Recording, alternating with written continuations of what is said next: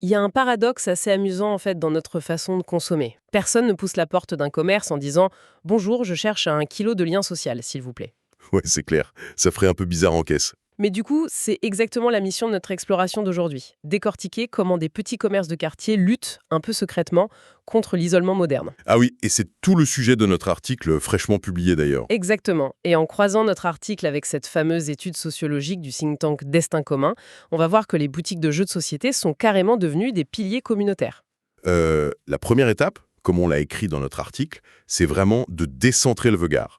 Au lieu de juste analyser de l'objet vendu, donc la boîte de jeu, il faut observer le lieu de vente en lui-même. Oui, à travers ce que l'étude de Destin commun de mai 2026 appelle les liens légers. C'est ça. On a les liens forts, comme la famille, et les liens faibles, comme le réseau professionnel. Et au milieu, on a ces fameux liens légers qui incarnent la civilité discrète du quartier, en fait. Le petit sourire du commerçant, la nouveauté gentiment mise de côté pour un habitué, ce genre de truc. Ouais, totalement. Moi, je trouve que c'est comme le ciment invisible d'un mur, en fait. Pris isolément, un simple bonjour en caisse, ça a l'air super anodin.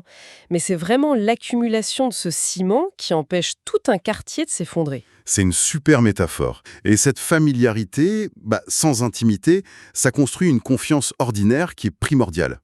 Sauf que la théorie du ciment, elle se heurte à un vrai mur psychologique. Bah oui, parce que le simple fait de se retrouver dans un même magasin, ça déclenche pas du tout une interaction spontanée. Ah non, surtout face à des inconnus. Aborder quelqu'un dans un rayon au hasard, c'est juste terrifiant. L'intention de sociabiliser peut être là, mais on est souvent bloqué par la gêne. C'est là que l'objet vendu change tout, du coup. Les recherches d'Alexandra Gviat qu'on cite, elles démontrent que le jeu, il agit comme une vraie infrastructure sociale. En supprimant l'angoisse de la page blanche, en gros. Voilà, pas besoin de chercher quoi dire ou comment se comporter avec cet inconnu. C'est le livret de règles qui dicte quand parler, qui encadre l'action. Et qui répartit les rôles.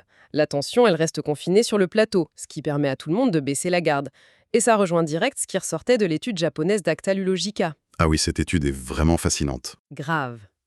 Ces espaces ludiques, ils neutralisent la solitude liée à notre dépendance technologique. Valider un panier en ligne, ça livre juste un colis. Alors que se rendre en boutique, ça livre un prétexte clé en main pour interagir. C'est super puissant. Et puis, l'ampleur du truc est vertigineuse. Le secteur, il a brassé quand même 100 000 visiteurs au Festival de Cannes en 2026. Et la plateforme Subverti recense aujourd'hui 369 de ses boutiques spécialisées. Ouais, mais attends, là on brosse un tableau hyper idyllique. Avec un secteur aussi massif, est-ce que c'est pas juste un vernis marketing, tout ça? Comment ça, un vernis marketing?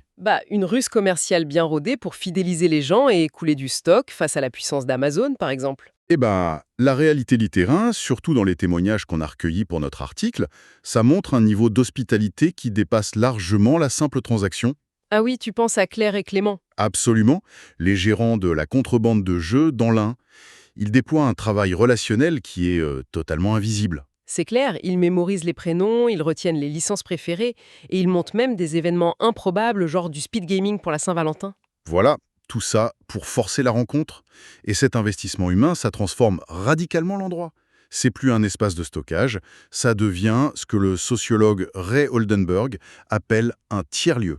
Donc un espace de sociabilité indispensable qui n'est ni la maison ni le travail. Exactement. Mais ça exige quand même une vigilance constante contre son pire ennemi, le snobisme ludique. Oh oui, accueillir un néophyte avec le sourire sans l'écraser sous un jargon technique. C'est la condition sine qua non pour créer une véritable communauté inclusive.